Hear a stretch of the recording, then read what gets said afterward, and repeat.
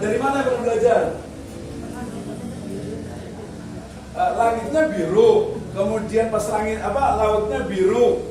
Yang benar berarti yang mana? Batas pandangan manusia, Pak.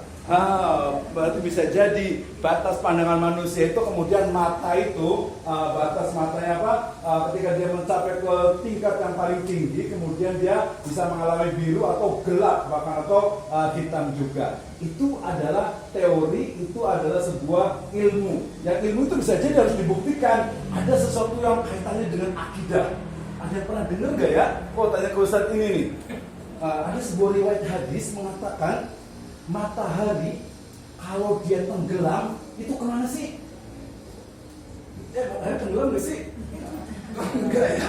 Tapi di hadis itu udah pernah dengar hadisnya? Pernah dengar hadisnya nggak? Ada nggak yang pernah dengar sebuah hadis sahih matahari itu kalau tenggelam itu kemana mataharinya?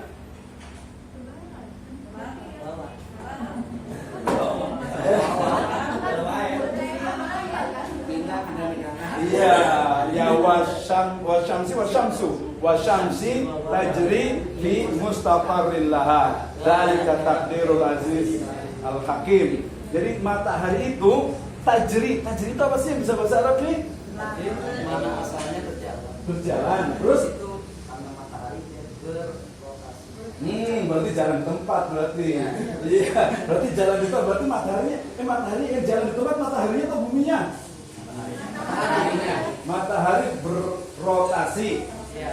Tapi faktanya matahari itu juga dia berevolusi di galaksi. Iya kan ya? Bingung kan? Ya udah sama-sama bingung aja gitu. Tapi kita menggunakan pendekatannya ini. Aduh, berarti boleh lihat di itu cari di HP, coba di internet, di Google cari tentang matahari kalau terbenam menurut Nabi itu kemana sih? Nah, itu adalah sebuah kebenaran dalam konteks perennial atau Islami. Ya, itu baru sebuah kebenaran gitu ya. Nanti boleh dicari. Oke, ini adalah pengetahuan yang ilmiah dan alamiah. Kita masih sampai di sini nih, takrif ya. Belum lagi bicara tentang filsafatnya, panjang banget nih sebenarnya nih filsafat itu ya. Mau filsafat dulu atau ilmu dulu? Ilmu dulu ya, tadi belum selesai. Ya, setelah adanya ilmu itu dibangun dari pengetahuan. Pengetahuan itu diperoleh dari apa? Ya, diperoleh dari apa sih pengetahuan itu? Pengetahuan itu apa? Sebuah informasi yang belum teruji kebenarannya. Pengetahuan itu berarti ada belum teruji ya? Kenapa belum teruji? Berarti kalau ilmu itu sudah teruji, kalau pengetahuan itu belum, boleh lah bolak-balik nggak apa-apa ya. Boleh juga seperti itu, tapi kita bicaranya pengetahuan tanpa dikaitkan dengan ilmu. Berarti pengetahuan adalah kumpulan data, lebih tepatnya kumpulan informasi. Sebenarnya pakai informasinya udah cukup. Ilmu, kemudian pengetahuan, kemudian informasi. Informasi itu dia terdiri dari data. Ya, data. Data itu adalah kumpulan dari datum. Datum itu adalah apa? Sebuah fakta atau realita. Nah, susunannya bacanya karena agak Arab dikit, jadi dari kanan ke kiri. Ya, jadi kita bacanya sebuah realita yang terkumpul, mahasiswa ini realita, kemudian terkumpul menjadi sebuah data. Data itu ketika terkumpul, datum dulu, baru nanti menjadi sebuah data. Kumpulan dari datum itu adalah data. Data itu adalah sebuah informasi. Informasi itu dicari, ya kebenarannya, ya kemudian menjadi sebuah pengetahuan. Pengetahuan ketika teruji terus menjadi sebuah ilmu. Ya, nanti istilah lain adalah ilmu, kemudian pengetahuan, kemudian aksioma. Ya, di sini sebenarnya ada namanya itu untuk pengetahuan kesini itu ada namanya teori. Antara pengetahuan dengan ilmu itu ada teori. Dimana ketika teori itu dibuktikan secara terus-menerus itu menjadi ilmu. Nah, inilah kemudian yang menemukan adanya antara East ya dengan Western, antara timur dengan barat itu tidak menemukan garis tengah ya, kompromi tentang ilmu.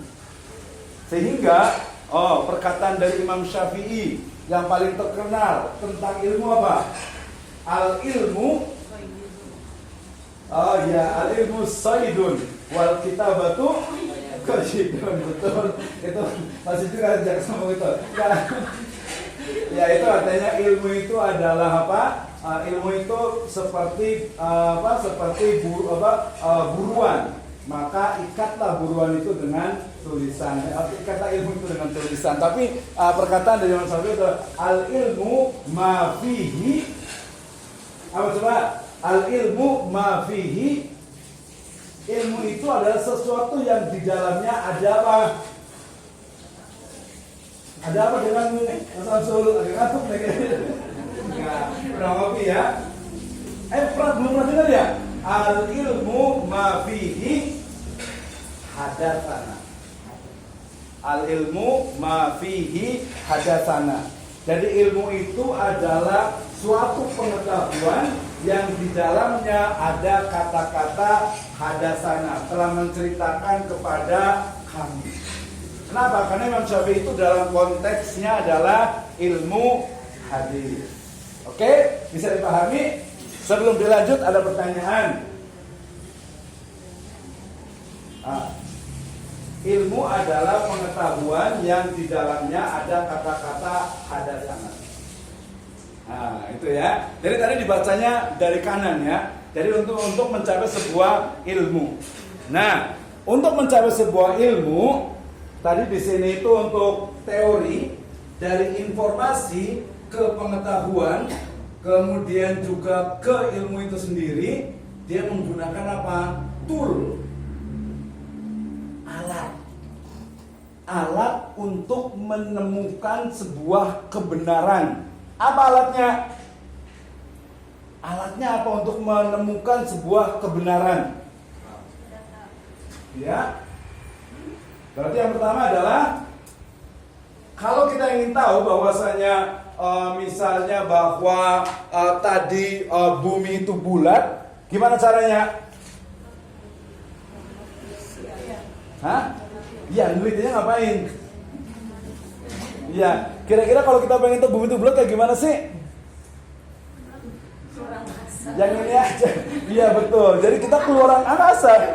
Minimal ini walaupun belum tentu benar, toolnya itu adalah di sini panca indera. Jadi sebuah kebenaran bisa dibuktikan dengan panca indera, dengan melihat. Tetapi ada kelemahannya tidak? Ya banyak pasti. Nah, untuk menemukan alat untuk mencari sebuah kebenaran itu ada panca indera. Selain panca indera apa? Panca indera apa aja sih? Iya. Pokoknya yang ada di badan semuanya ya. Tapi ada yang di badan yang tidak ada, yaitu di sini ada nanti ada akal.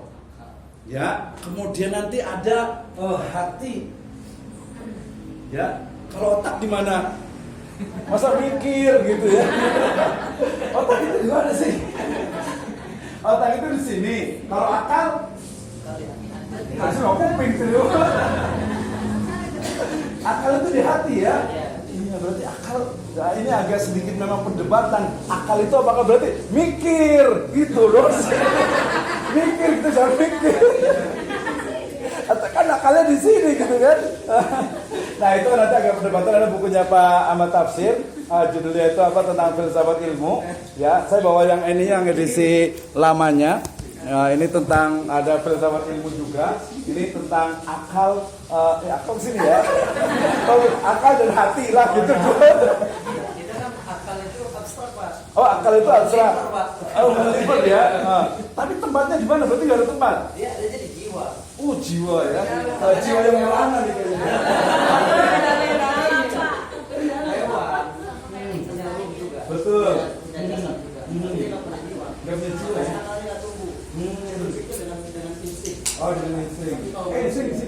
ya. Nanti kontak. Kalau akal itu ada di jiwa, maka orang yang akalnya tidak betul mengambilnya sakit jiwa. Di jiwa. Oh, berarti di Nah, jiwa manusia ya? itu baru sempurna akal ketika jiwanya sempurna yang umurnya 12 tahun biasanya. Berarti jiwa itu sesuatu yang abstrak. Ya, maka ketika kita dicabut itu oleh Allah SWT, jiwa kita tuh ada. Misalnya orang yang sudah meninggal, jiwa ini melihat badannya di bawah mana. Makanya Allah bersumpahnya wa nafsu wa masawa, bukan wal akli wa masawa, wa ruh wa masawa. Bedanya apa jiwa dengan akal dengan ruh? Kalau ruh itu kita sejak dari mulai sperma sudah ada ruh. Ada ruh. Hidup kan, Ruh. rumah itu ada ruh. Kalau nggak ada ruhnya dia mati dia. Nah, tapi jiwa itu mulai tumbuh ketika ditiup umur 120 hari. Oh, berarti antara ruh dan jiwa beda ya? Itu jiwa misalnya. Nah, maka hiduplah manusia. Makanya ada orang yang umurnya tua tapi tidak dewasa, tapi jiwanya tidak berkembang. Ada orang yang masih muda. Siapa tuh ya? Ada orang yang masih muda, sebetulnya sudah dalam, karena jiwanya lebih cepat tumbuh daripada fisik. Oke. Pertanyaan adalah stimulus ataupun teori-teori seperti ini itu dapetnya dari mana ya? Sumbernya dari mana kira-kira? Kalau masuk ke situ kira-kira masuknya kemana? Ini ilahiyah, Pak. Itu informasi di Quran. Dari ilahiyah. Nah, dari ilahiyah di sini ya, dari Al-Quran, dari hadis, dari pemahaman, kemudian toolnya apakah dia panca indera atau akal atau hati, ada satu lagi yang tidak ada dalam peradaban barat, yaitu tadi yang kita sebut dengan wahyu. Nah, ya, wahyu itu justru yang tidak pernah dibahas dalam kuantitatif, kualitatif, positivisme dan post-positivisme. Ya, itu tidak ada. Sehingga kemudian tadi bocorannya sebuah hadis mengatakan bahwa para sahabat itu ditanya kemana matahari itu ketika tenggelam, maka Rasul SAW menjawab, matahari ketika tenggelam itu bersujud kepada Ar-Rahman. Gimana kira-kira kepercayaannya? Nah, kebenaran ilahiyah itu dikontradiktifkan dengan yang kualitatif fenomena, namanya fenomenologi. Berarti yang benar yang mana nih berarti ini? Kan kita tahu tadi matahari kan muter terus, sedangkan di hadis itu matahari itu bersujud. Ya, udah belum dari hadisnya? Ya udahlah, nanti didirikan ya. Oke, jadi tentang kebenaran antara tadi yang ilahiyah dengan ilmiah ataupun alamiah itu sangat berbeda, dan banyak ulama-ulama kontemporer itu mencoba untuk menggabungkan, mencoba untuk menjadikan ilahiyah itu bisa dibuktikan secara alamiah dan bisa dibuktikan secara ilmiah. Nah, itu untuk membuktikan sesuatu yang sifatnya ilahiyah, ada nggak selain ilahiyah, ada nggak sih ini yang sumbernya adalah tadi akal manusia? Ini jawaban juga dari ini. Bongkar dulu. Kenapa kebanyakan ilmu menggunakan kata-kata logi? Sosiologi, antropologi, epistemologi, aksiologi. Ada logika. Iya. Apa kira-kira? Karena dia dari kata-kata logos tadi. Logos itu artinya apa? Logos itu artinya ilmu. Bahasa apa logos itu? Yunani. Kenapa Yunani enggak Bunani? Tangga saya Bunani. Kenapa? Tapi ini pertanyaan penting. Kenapa Yunani? Karena dia memang sumber ahli filsafat. Nah, benar atau tidak? Kita harus lebih kritis nih. Betul bahwasanya kenapa menggunakan logi atau logos? Karena dia berasal dari bahasa Yunani. Ya, sambil dengar adan ya. Oke, pertanyaannya, kenapa harus Yunani? Tadi dikatakan karena Yunani itu adalah sumber ilmu pengetahuan, sumber tadi filsafat dan lain sebagainya. Betul tidak? Kalau kita baca peradaban Yunani dengan peradaban yang ada di Egypt, di Mesir, itu lebih besar mana? Mesir. Di Mesir ada satu tokoh yang menjadi digelari dengan Al-Hakim. Siapa? Iya, Luqmanul Hakim. Ya, Al-Hakim. Ada yang tahu Luqmanul Hakim itu sangat dimuliakan di dalam Al-Quran, tetapi ternyata apa? Luqman itu ada yang tahu orang mana sih? Cimande kali ya. Luqman itu begitu dimuliakan di dalam Al-Quran, itu orang mana sih? Maksudnya bukan orang mana, boleh. Fisiknya, apakah fisiknya itu ganteng, apakah fisiknya itu memesona, ataukah fisiknya itu malah justru sebalik. Ada yang pernah baca? Belum ya? Nah, ternyata salah satu hikmah dari Al-Quran itu adalah, satu riset mengatakan Luqman itu adalah orang negro. Kulitnya hitam, kemudian rambutnya hitam, kurus gitu ya, kemudian apa? Bibirnya tebal, kemudian juga apa? Hidup lagi. Hidup. Nah, tapi saya ingin menyebutkan bahwa ternyata fisik itu apa? Ya kadang memang sebaliknya.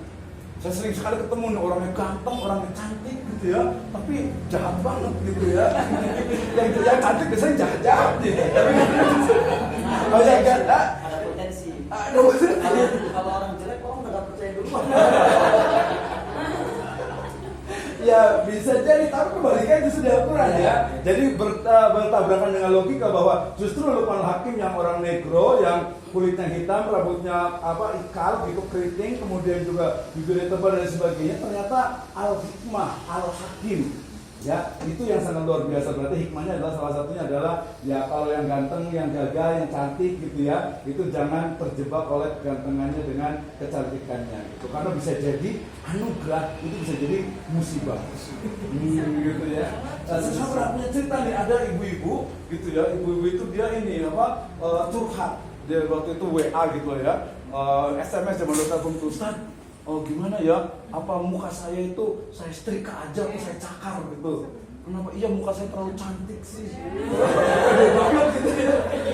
Ternyata usut punya usut, ternyata dia itu cantik gitu, kemudian dinikahi sama orang ganteng gitu kan ya. Bahagia banget kan. Tapi ternyata saking gantengnya, saking kayanya, ternyata itu adalah pelaut. Jadi pulang itu setahun sekali, 6 bulan sekali gitu kan. Nah ada yang istilahnya itu ya tetangga yang menggodanya dan lain sebagainya. Alhamdulillah beliau itu kembali dan ya tidak tergoda gitu ya. Dan alhamdulillah solehah insyaallah. Nah, ada solehah juga. Ada juga teman juga di Cilengsi, Ahwat gitu ya. Oh cantik lah lumayan gitu. Nah dia itu dilamar sama orang Arab. Wih, orang Arab itu kan keren ya, gede, putih gitu ya, kemudian apa tinggi gitu. Tapi ternyata pas datang Arab krukut, Arab krukut gitu ya. Tapi di bawah udah hitam, tadi kurus, ya namanya keriting lagi. Nah kira-kira, kalau ini sebagai sudah menikah, diterima nggak kira-kira? Mikir dulu deh. Tapi alhamdulillah sampai sekarang anaknya itu sudah 7, tinggalnya di Cilengsi dan punya usaha. Ya orangnya. Apa di sini nggak ada sih, ganteng semuanya di sini. Tapi itu ya, itu juga ya harus bersyukur gitu ya. Ya oke, itu intermezzo ya. Jadi dari tadi tentang tool untuk cari sebuah ilmu pengetahuan, yaitu panca indera, hati, akal, dan wahyu.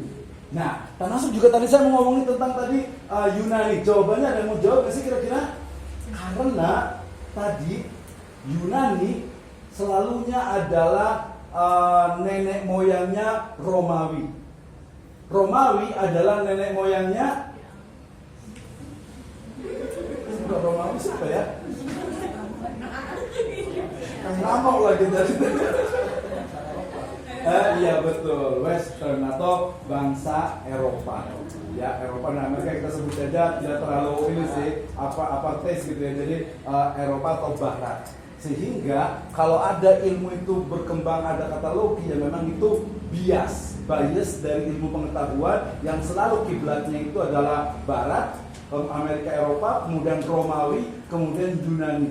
yang Baghdad, yang Mesir dengan Luqman Al-Hakim, bahkan sampai ke yang Indonesia itu hampir tidak ada dalam kajian ilmu pengetahuan. Sehingga kemudian keilmuan di barat itu dia syarat dengan tadi kuantitatif yang logika, kemudian juga kualitatif juga yang logika tanpa mengikut sertakan wahyu.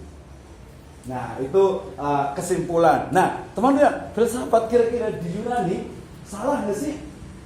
Misalnya nih saya bilang, ya mereka ada Plato, ada Aristoteles, ada Socrates dan sebagainya, mereka salah nggak? Enggaknya kenapa kira-kira? Karena berpikir, Pak. Karena mikir kan? Ya mikirnya nggak salah, ada lanjutannya. Ada lanjutannya, mereka kan mikir. Terus mikirnya ngapain? Kenapa harus mikir? Ya, untuk mencari kebenaran, Pak. Untuk mencari kebenaran. Terus ada ilat lainnya, ada sebab lainnya. Mereka tidak dalam tanda petik itu disalahkan. Ya mungkin belum sampai ke mereka kebenaran itu dari Nabi yang Ya betul. Jadi salah satunya adalah karena yang mereka berpikir mencari sebuah kebenaran, tetapi wahyu tidak sampai kepada mereka.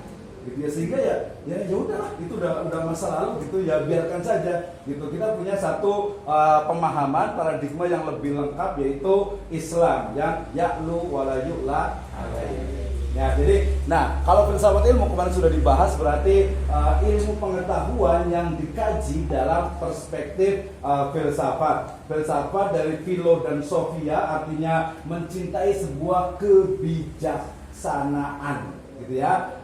Wisdom ya. Nah ini kalau kemudian mereka dikembangkan dalam konteks ilmu pengetahuan. Jadi ilmu, atau di Indonesia kan menjadi ilmu pengetahuan. Ilmu dibangun dari pengetahuan yang teruji secara ilmiah, alamiah dan ilahiyah. Pengetahuan itu adalah kumpulan dari berbagai informasi yang ada. Informasi adalah kumpulan dari data. Data sendiri adalah nama lain dari datum. Datum itu adalah sebuah fakta realita yang terpecah-pecah atau tersendiri-sendiri. Nah, itu untuk mencarinya berarti ada alatnya, toolnya, ya, bisa dengan panca indera, kebenaran, bisa dengan akal, bisa dengan hati, bisa juga dengan wahyu. Nah, ya, itu namanya ilmu pengetahuan. Terkait dengan manfaat, urgensi, karakter dan sebagainya nanti lebih detail di pertemuan-pertemuan berikutnya.